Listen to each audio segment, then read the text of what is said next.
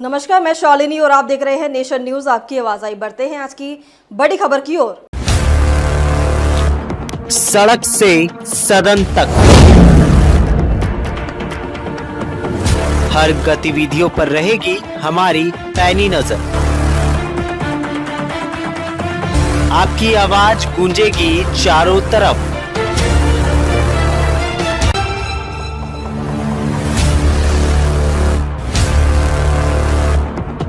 क्योंकि हम हैं नेशन न्यूज, आपकी आवाज आपके साथ।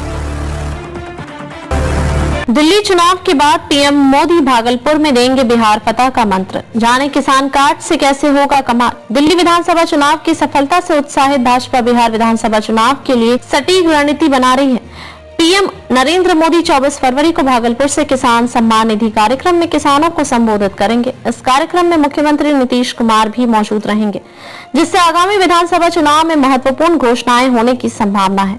दिल्ली विधानसभा चुनाव से उत्साहित भारतीय जनता पार्टी अब बिहार फतह की रणनीति बनाने में जुट गई है।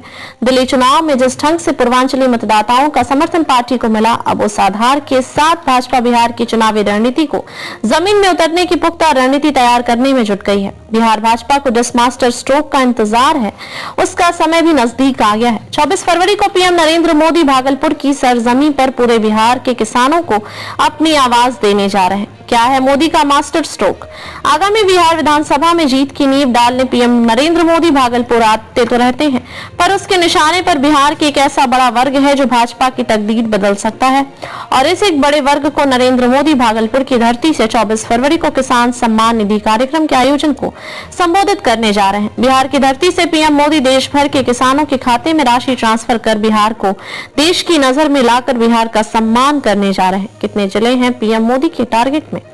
पीएम नरेंद्र मोदी के इस आगमन के साथ बीजेपी भागलपुर के आसपास 12 जिलों को साधने जा रही है। यही वजह है कि पीएम मोदी के भागलपुर दौरे को लेकर भाजपा ने तैयारी तेज कर दी है और इस कार्यक्रम की जद में अपना ध्यान भागलपुर के आसपास 12 जिलों पर लगाई है। इन 12 जिलों को इस कार्यक्रम से जोड़ने के लिए जिम्मेदारियां भी तय कर दी गई हैं।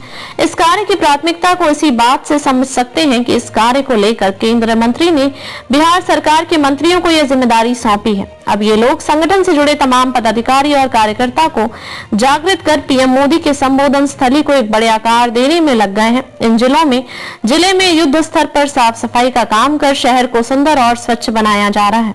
अब तक के लिए बस इतना ही। फिर होगी आपसे मुलाकात। तब तक के लिए नमस्कार और देखते रहिए नेशन न्यूज, आपकी आवाज।